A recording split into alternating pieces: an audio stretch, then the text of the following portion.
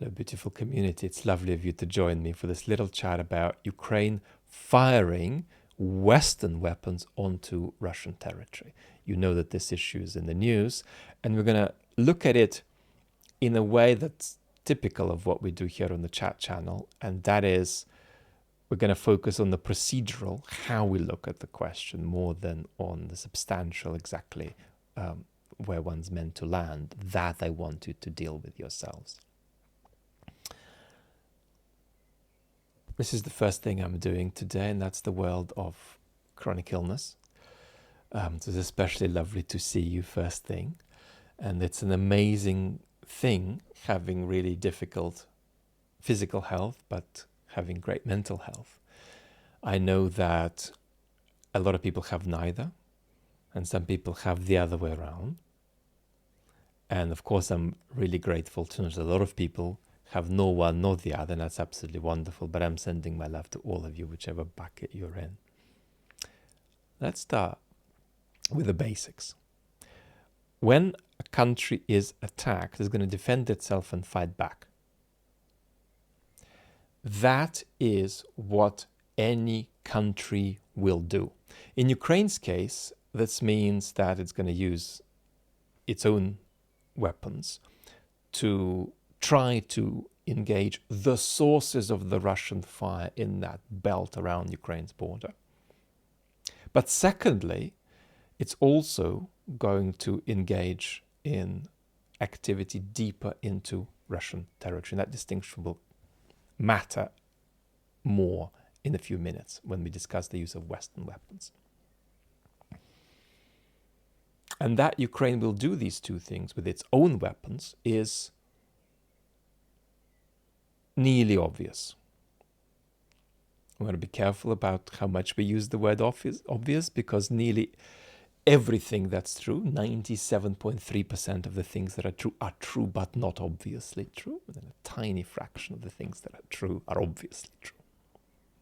We don't want to say that just because something is right, it's obviously right. But we're in the realm of the nearly obvious, and what I'm saying is important to emphasize. Any country will do that. And I mean by that a signal toward us not over-ethicizing war. I'm enormously privileged to get a lot of correspondence from you, including from those of you who are lurkers, who never write comments, but write in with direct messages to me. And one of the questions that I've received repeatedly, it's a kind of a top 20 question, I think, over the last couple of years, is it just or is it unjust for Ukraine to do some particular thing? But very often the answer is that it's not a matter of justice, right? Because in war, to a very great extent, justice, and indeed the ethical in general, which is a not sharply distinguishable, but nevertheless a distinct sphere of human life, retreats into the background. When a bunny is being chased by a fox, it defending itself isn't something that we're going to over-ethicize, but we sometimes do that with the war. And it's important that we avoid that pattern. So very often, when it comes to questions about Ukraine doing this or that, it's not a matter of whether it's just or unjust, but it's rather a matter of justice receding and giving way to other values and other considerations. Often values that are not ethical, like survival, self-preservation. So a lot of what Ukraine does isn't unjust. It's neither just nor unjust.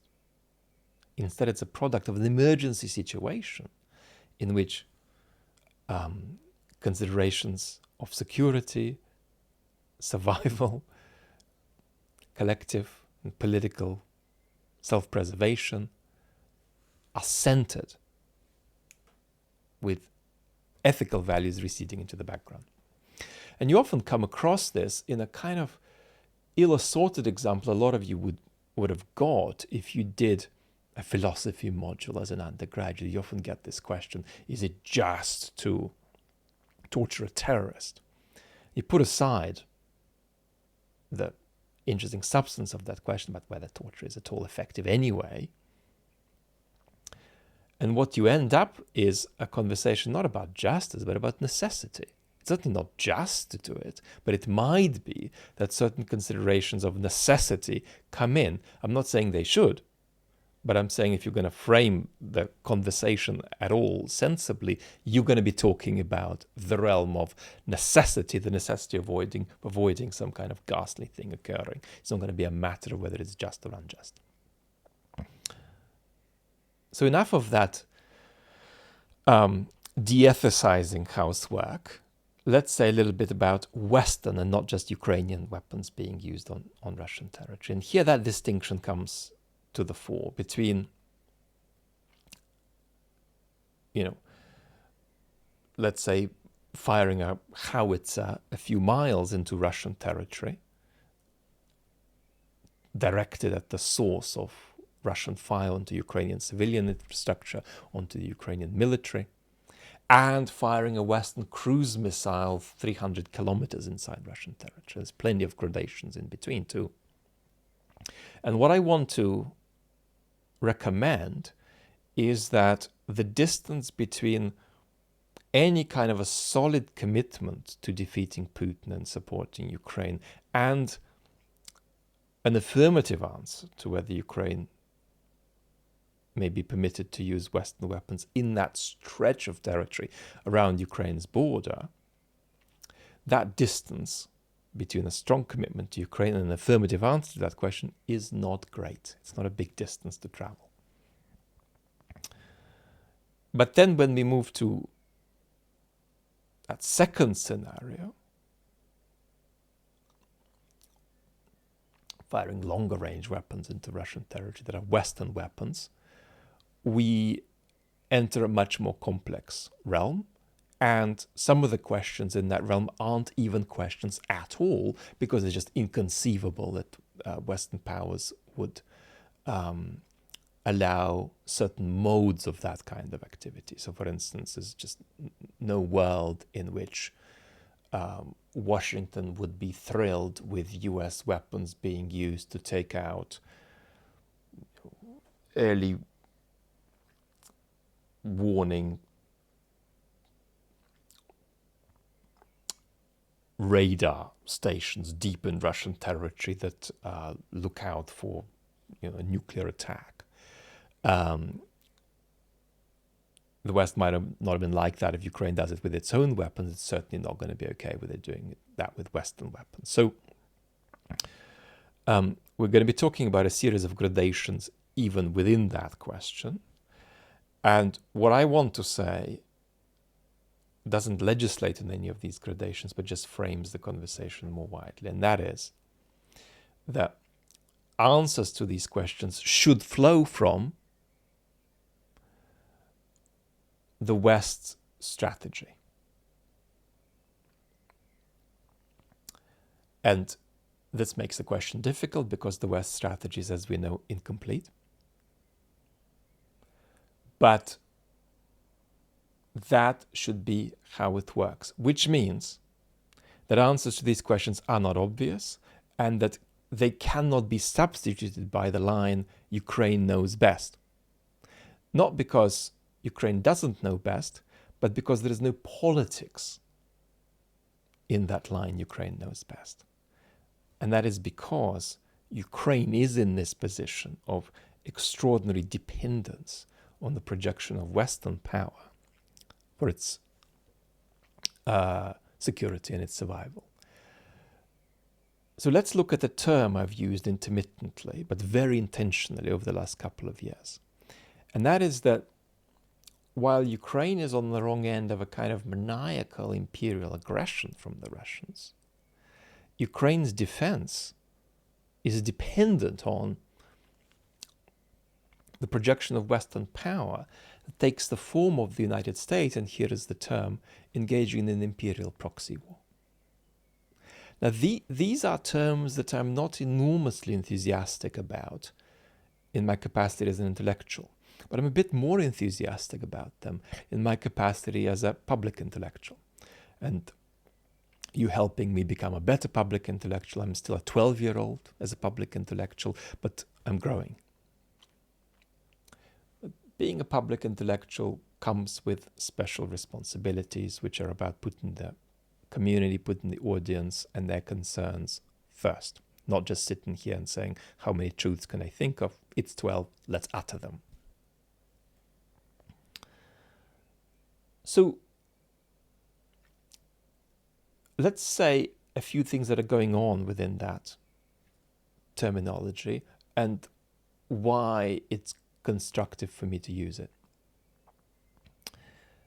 There's a book by Michael Ignatieff that's about 20 years old called Empire Light that certainly makes the case that the United States is a kind of empire light, and makes the case that there are positives in that. That's to say that there are certain global challenges that cannot be solved, addressed at all, without the benign projection of imperial power.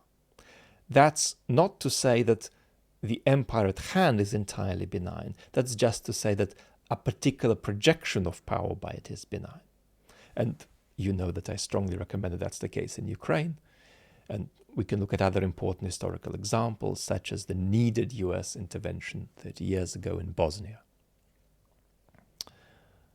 And a starting point for a conversation about what makes an empire in that empire light sense might be something like the question, is it the case that in your capital the fates of 7 or 11 or 17 countries may be decided?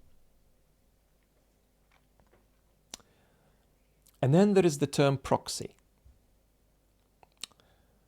And what's very important is that I use the term proxy to emphasize rather than de-emphasize Ukrainian agency.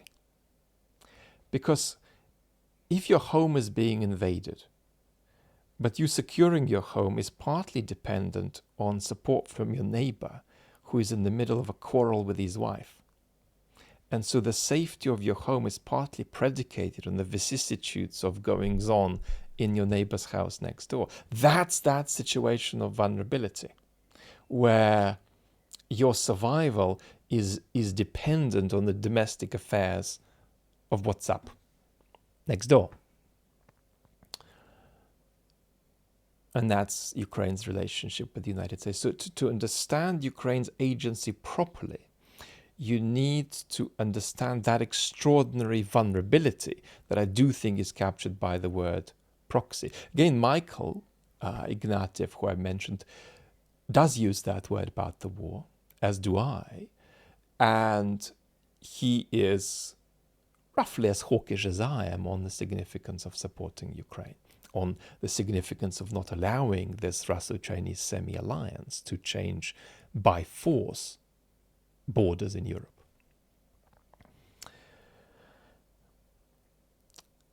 But if that casts a little bit of light on that term, what are the reasons I've put it forward for us from time to time? And there are twofold. The first set of reasons is that it's very important not to get stuck in the reproduction of slogans that are unthinking and abstract thought, even if they're, as it were, thrown in with the right side. And you know all about that, and how I tell us off about not being caught in that pattern, because the risks of being caught in that pattern are unhealthy for our democracy, and the preservation of our democratic institutions is at the core of anything we want to achieve, from supporting Ukraine to dealing with the climate crisis. But there is a second reason, and that is that we don't want to cede ground to Russian propaganda unthinkingly. And one way of having one's thoughts structured by Russian propaganda is to have it structured by Russian propaganda negatively. That's to say, well, the Russians claim that a proxy war is going on, in the sense that a proxy war implies that Ukraine has no agency. And therefore, I'm never going to touch that word.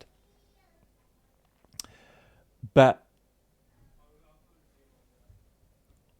sometimes it's right to tell that terminology, to tell the Russians with that terminology where to go, and use it ourselves if it's constructive and useful for our conversation. And that's partly why, again, I've been keen to, once every few months, to wheel out that term. And I think 2 people in the last 2 years have written to me and asked me not to use that term because they feel it implies a denial of Ukrainian agency. And of course, my answer to that is no. I'm using the term to center Ukrainian agency, and that is healthy, and especially healthy for this extraordinarily pro-Ukrainian community we have here. And so that's roughly the footnote I want to stick on to, this point that when we get beyond that sliver of territory that is a source of fire onto Ukraine, for which there are very strong reasons to allow Ukraine to use Western weapons, and we talk about Ukraine using Western weapons beyond that, we want to do that, right, piecemeal, in a way that emanates out of a strategic conception of what we're trying to achieve, how we're supporting Ukraine, why we're supporting Ukraine.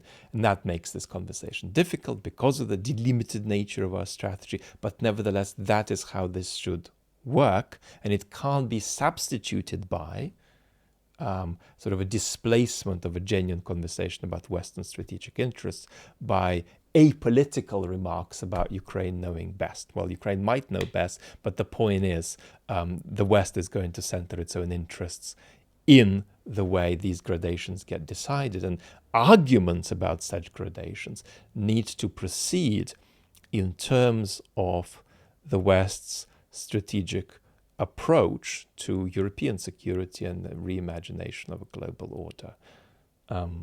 Thank you for this. Talk very soon.